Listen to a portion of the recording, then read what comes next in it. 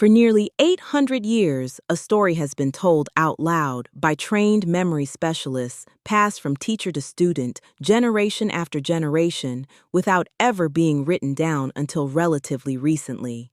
It is called the Epic of Sundiata, and the people who carried it are called griots, West African oral historians whose entire profession, for centuries, was the precise memorization and transmission of history, genealogy, and cultural knowledge. Becoming a griot required years of training.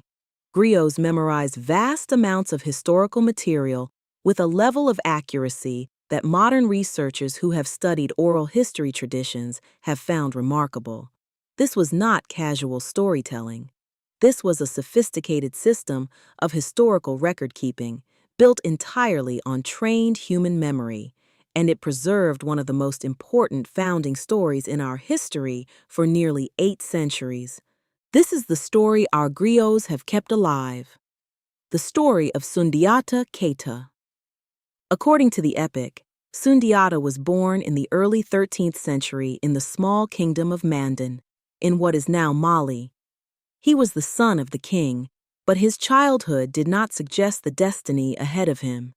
The epic tells us he could not walk for years, a physical condition that made him a target of mockery and political vulnerability at court. When his father died, rivals at court moved to consolidate power, and Sundiata, along with his mother, was forced into exile. Consider what that exile meant: a child already facing physical hardship, cast out from his own kingdom, with no guarantee of return, no certainty of safety, and no clear path back to power. This is where many stories would end. It is not where ours ends. During his years in exile, Sundiata grew. The epic describes him eventually gaining the physical strength he had been denied in childhood, and more importantly, gaining the political alliances, military knowledge, and personal resolve that would define the rest of his life. He was not simply waiting for circumstances to change. He was building toward something. While Sundiata was in exile, a rival power was rising in the region. Soumaoro Kanté, the ruler of the Sosso kingdom, had expanded his control over Manden and the surrounding territories, and the epic describes him as a feared and powerful sorcerer king, commanding both military force and a reputation for supernatural power that intimidated rivals before a single battle was fought. Sundiata returned from exile to challenge him directly. In approximately 1235, Sundiata led a coalition of allied forces against Soumaoro Kanté at the Battle of Kirina. This battle is documented not only in the oral tradition, but corroborated by external sources, including Arab historians writing in subsequent centuries, who recorded the existence and rise of the Mali Empire that emerged from this victory. Sundiata's forces defeated Soumaoro Kanté decisively, ending Sosso dominance over the region and establishing Sundiata as the unifying power across a coalition of formerly independent territories. This victory alone would be a remarkable story. What Sundiata did next is the part of this history that deserves far more recognition than it typically receives. Following his victory at Kirina, Sundiata called together the leaders of the allied clans that had fought alongside him, and together they established what has come to be known as the Kouroukan Fouga, a charter establishing the founding principles of the new Mali Empire. This document, preserved through oral tradition and later studied extensively by historians, addressed the division of power among the founding clans, established social organization and rules of conduct between different groups within the empire, and is cited by some historians as one of the oldest known charters of governance in recorded history, predating other founding governmental documents that are far more commonly taught and celebrated.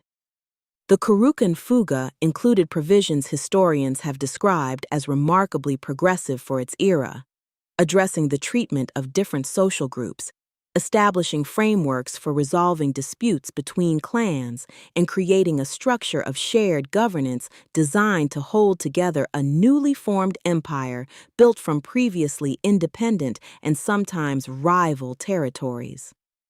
We built a functioning system of governance, designed deliberately, agreed upon collectively, and preserved carefully enough that its principles and contents survived for centuries through oral transmission before being studied and analyzed by modern historians.